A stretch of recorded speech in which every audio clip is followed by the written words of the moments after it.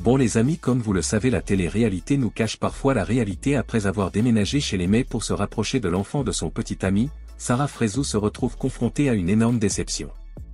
L'année dernière, le 10 mai, la blogueuse Aquabab a révélé sur les réseaux sociaux que le couple traversait une crise importante et que des rumeurs de séparation se répandaient sur le réseau social. L'influenceuse n'a pas répondu immédiatement, mais elle a finalement officialisé leur séparation. Sarah Frézou a partagé son chagrin sur Snapchat et a annoncé qu'elle était de nouveau célibataire. Visiblement affectée, elle a confié qu'elle avait été trompée plusieurs fois en tant que camarade de classe. Pendant un mois de tournage, j'étais en couple et j'ai été trompée au moins 2 ou 3 fois avec un message à l'appui, a-t-elle révélé. Néanmoins, elle a essayé de pardonner à ses camarades, joueurs de football, mais lorsqu'elle a décidé de venger ses souffrances, la situation a changé. Lors d'une soirée en boîte de nuit, Sarah a donné à l'homme un numéro d'enfant. Elle n'a pas donné suite à cette rencontre, mais son petit ami n'a pas l'apprécié, l'a insulté et l'a traité de reine des putes. Cette insulte a choqué Sarah, et Sarah a décidé de mettre la lame sur cette connexion. J'écrase, a-t-elle dit, emballant précipitamment ses affaires. Tout au long de cette scène, elle a répété la surprise de l'enfant face à cette situation, marquée par la trahison et une fissure décisive avec le compagnon de l'enfant. Et pour plus de détails, on va écouter ses propos. Coucou tout le monde, je vais vous expliquer un peu la situation, comme ça au moins il n'y aura plus de questions à se poser.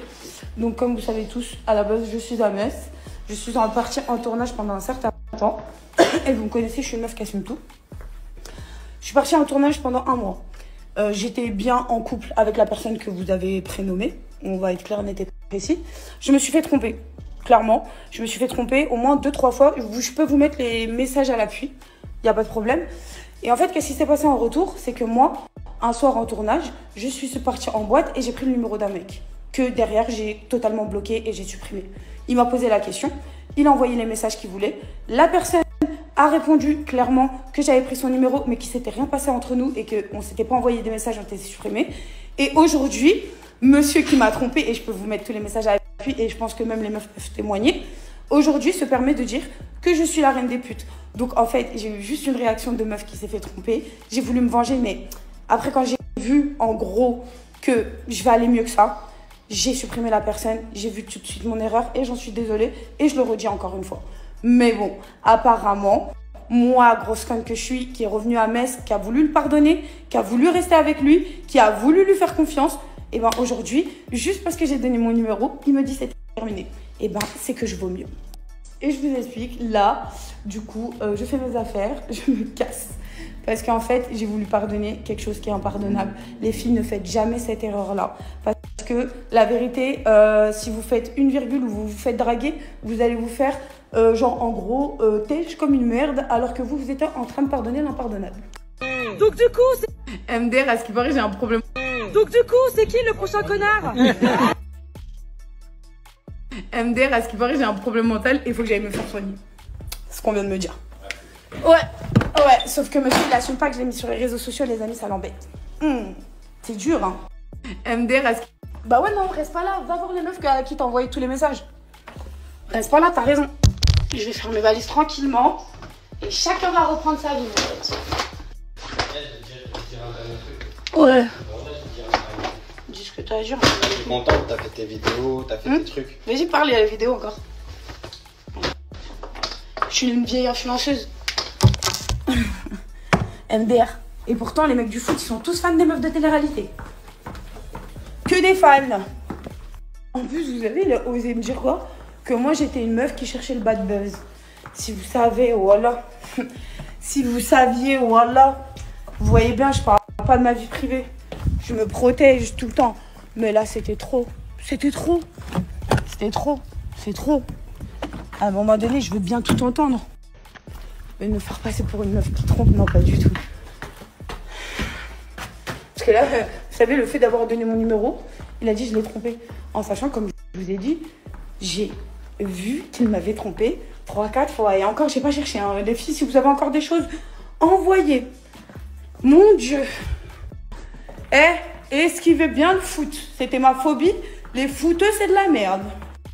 Merci de cette information. Encore quelqu'un qui m'envoie un message pour me dire ça. Je suis vraiment conne. La vérité, je suis vraiment conne. Là, je suis énervée, je bouge dans tous les sens, je dois faire mes valises. J'ai quand même 3 heures de route pour rentrer chez moi.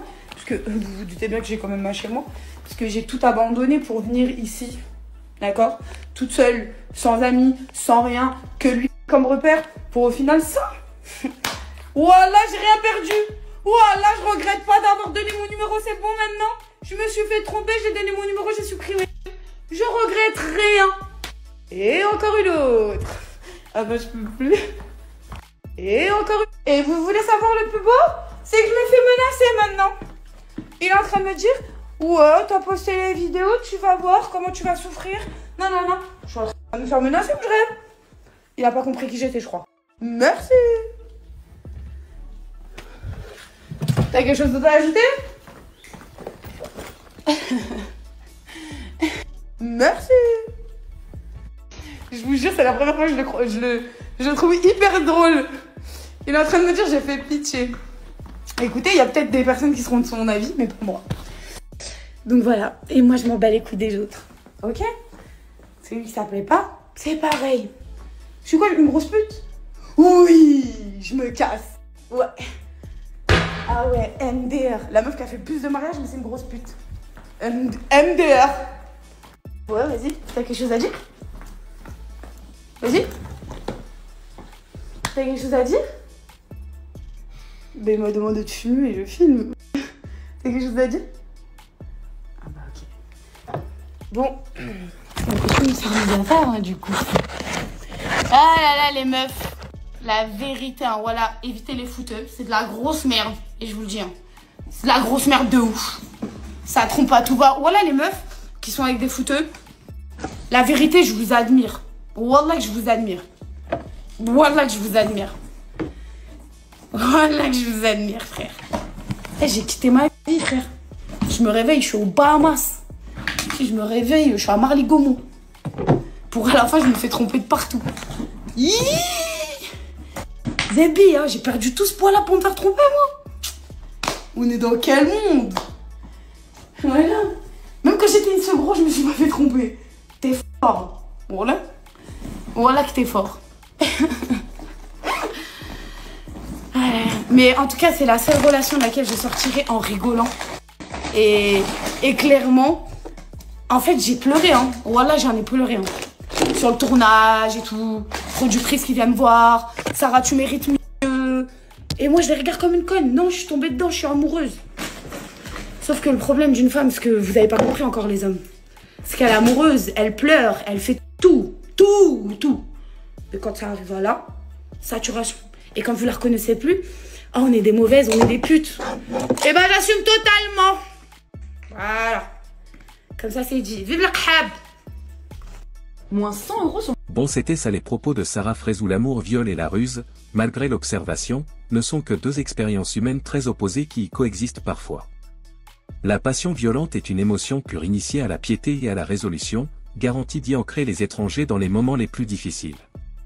C'est un juste ajustement pour les partenaires doubles de se découvrir et de partager leurs espoirs, leurs rêves et leurs vulnérabilités.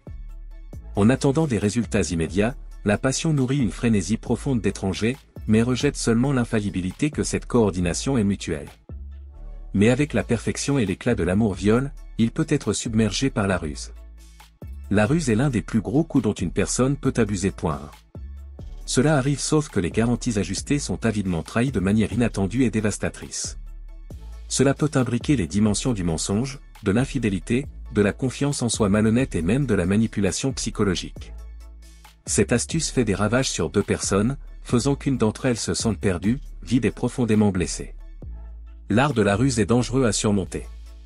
Il n'ébranle pas complètement les garanties des brosses à cheveux étrangères, mais uniquement l'élément dit brosse à cheveux.